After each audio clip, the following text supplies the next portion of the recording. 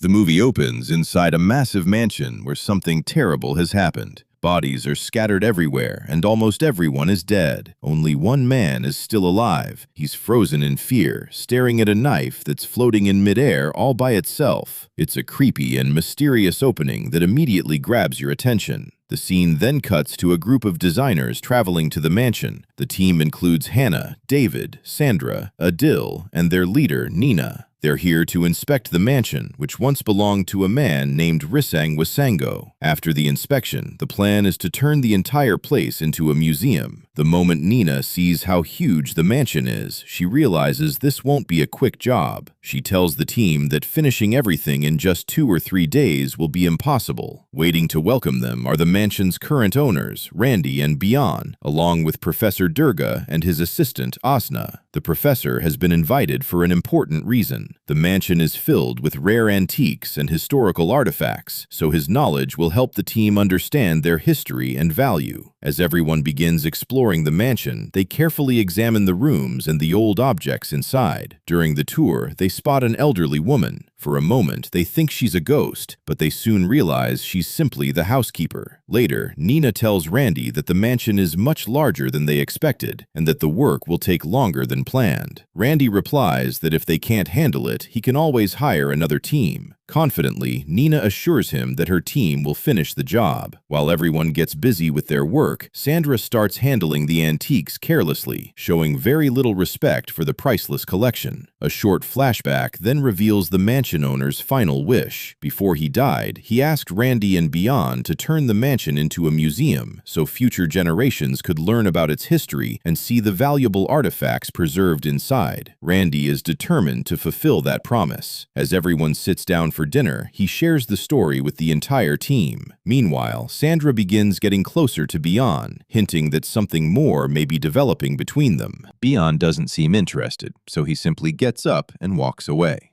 As everyone continues eating, Sandra starts gossiping about Hannah. She brings up Hannah's divorce and even mentions that one of her private videos was leaked online.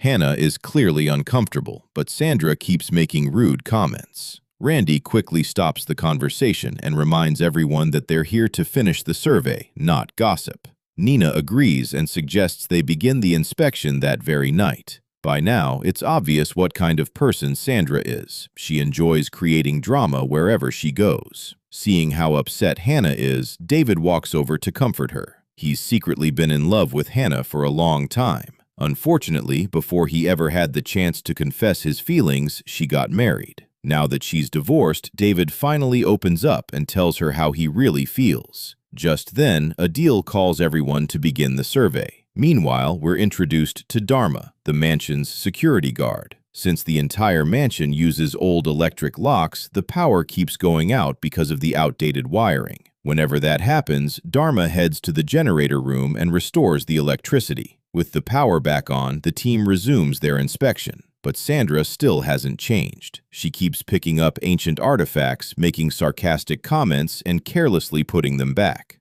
David finally loses his patience and tells her to show some respect because these priceless objects were created by skilled craftsmen many years ago. Sandra doesn't like being criticized, and the two get into an argument. During the confrontation, David accidentally crashes into a large bookshelf. Suddenly, the shelf begins to rotate, revealing a hidden doorway behind it. To everyone's surprise, even Randy, the mansion's owner, had no idea this secret passage existed. Curious, the entire group walks through the hidden door and discovers an underground basement. Sandra gets excited and jokes, "Now this is interesting." The mansion was getting boring, but now it finally feels like a horror movie. As the others explore the basement, Professor Durga begins explaining the history of the ancient artifacts stored there. While everyone listens carefully, Sandra notices something strange. Floating in midair is a mysterious black knife. Without thinking twice, she reaches out and grabs it. "This looks pretty cool," she says, running her finger along its razor-sharp blade.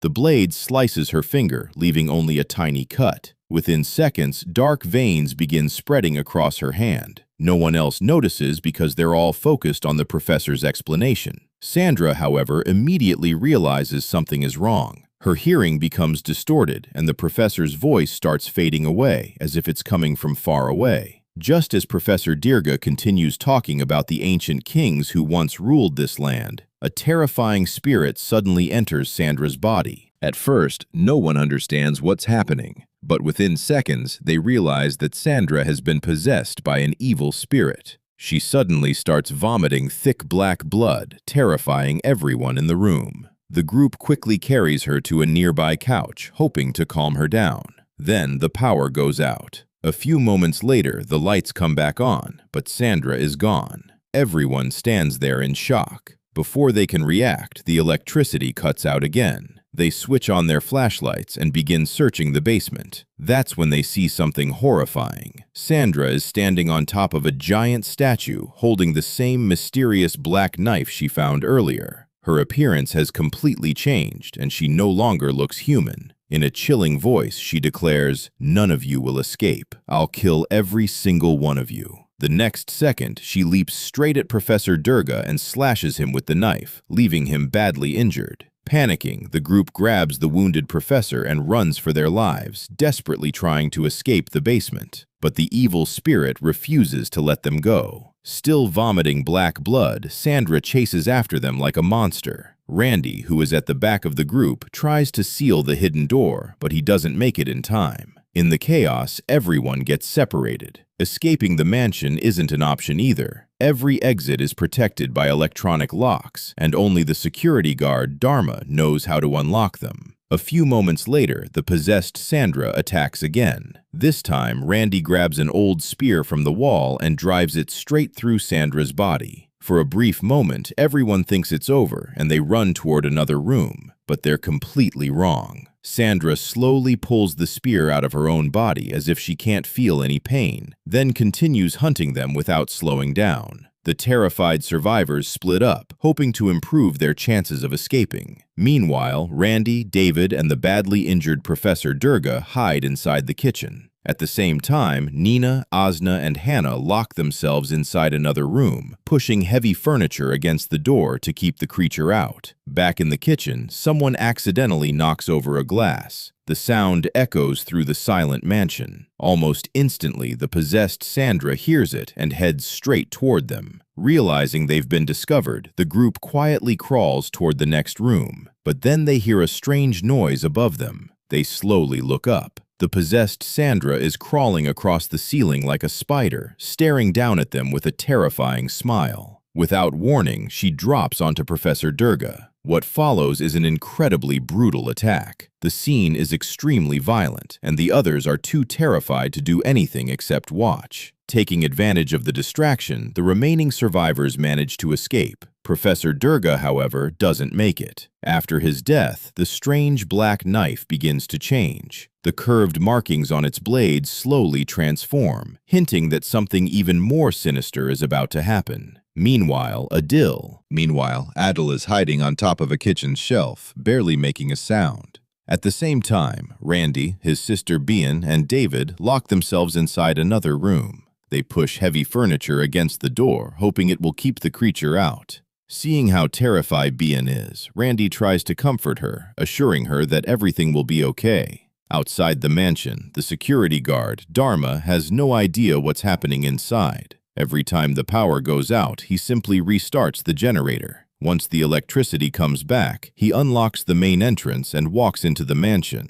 Elsewhere, Nina, Hannah, and Asna are trapped in another room, overwhelmed with fear. Believing they have no chance of surviving the night, Nina quietly says, "We're all going to die tonight." Hannah immediately tries to calm her down and tells her not to lose hope. Meanwhile, Adil quietly climbs down from his hiding place. He finds a walkie-talkie and uses it to contact Dharma, warning him that something is terribly wrong inside the mansion. Unfortunately, Dharma enters without knowing the danger waiting for him. The possessed Sandra appears out of nowhere and kills him in a single brutal attack. Adil witnesses the entire scene from inside a nearby cabinet, but he's too terrified to make a sound. Thinking the spirit has left, Nina, Hannah, and Asna slowly step out of their hiding place. Armed with nothing more than wooden sticks and metal rods, they cautiously move through the hallway. But before they can get far, the possessed Sandra suddenly attacks again. Just as she's about to stab Hannah, David rushes in at the last second and pulls her out of the way. Now the entire group fights back together, but nothing they do can stop the possessed woman. In desperation, they shove a heavy dining table toward her, trying to pin her down.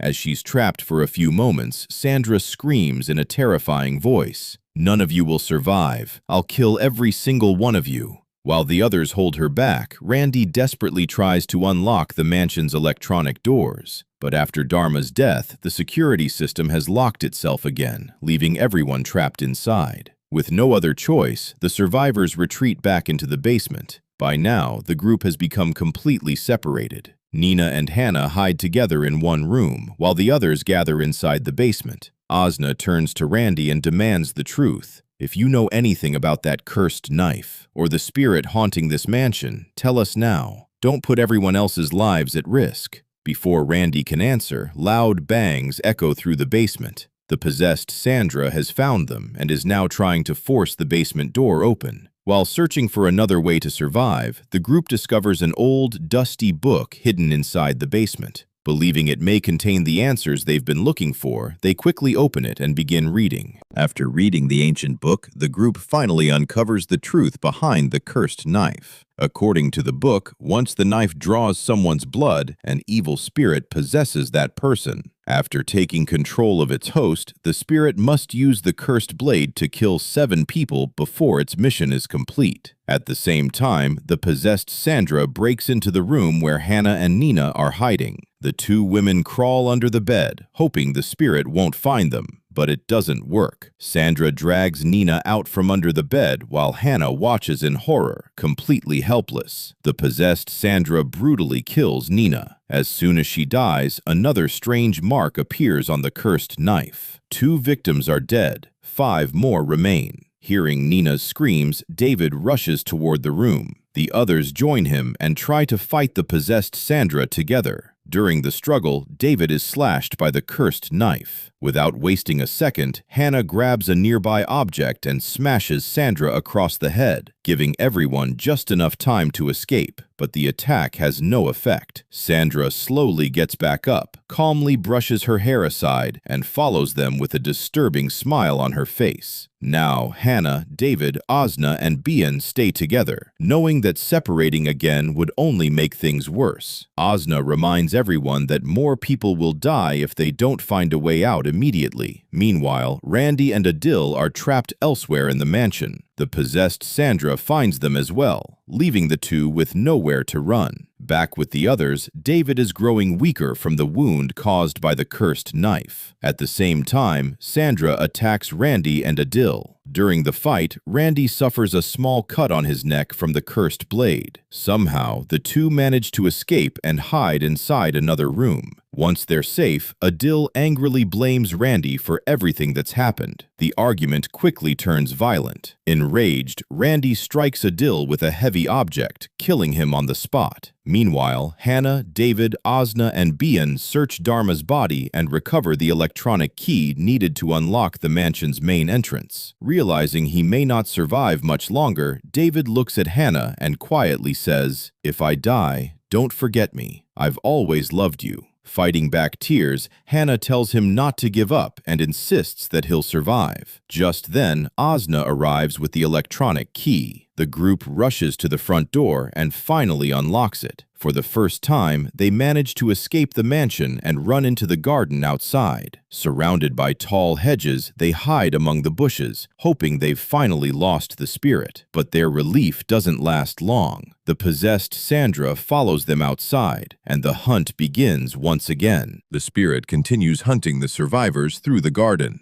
While trying to escape, Hannah spots a motorized hedge trimmer nearby. Without hesitation, she grabs it and attacks the possessed Sandra, dealing massive damage. For a moment, it looks like they've finally defeated the spirit, but once again, it gets back up. During the fight, David is wounded even more. By now, it's clear he doesn't have much time left. The survivors finally manage to destroy Sandra's body, but the nightmare is far from over. Because David was also cut by the cursed knife earlier, the evil spirit abandons Sandra's body and possesses him instead. Now, under the spirit's control, David immediately turns on the others. Before Asna can escape, the possessed David brutally kills her. The remaining survivors, Hannah, Randy, and Bion, run back into the basement, their last safe place. At this point, they're the only ones left alive. David pounds relentlessly on the basement door, and it's only a matter of time before he breaks through. Randy tries to explain the horrifying truth to Hannah. That's not David anymore. The spirit has taken over his body. The only way to stop it